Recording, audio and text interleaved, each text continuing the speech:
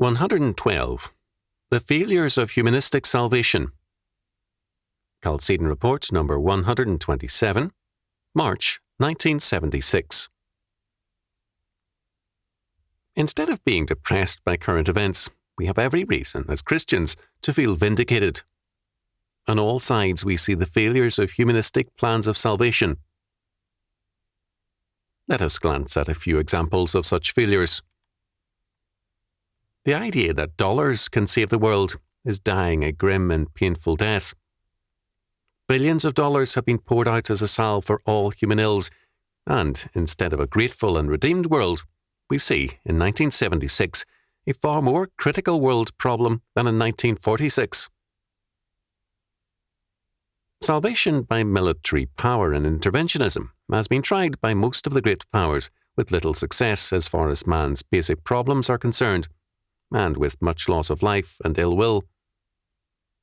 Both the United States of America and the Soviet Union are now the objects of ill will and the subjects of self-doubt because of their costly interventionism.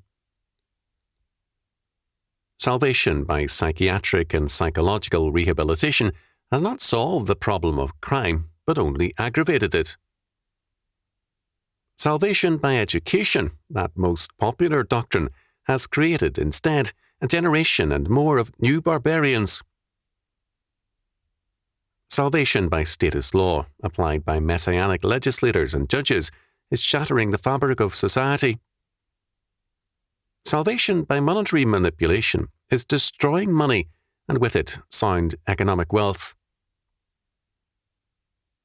Seeing these things and more should encourage and strengthen our hearts, because they demonstrate the growing decay and collapse of humanism.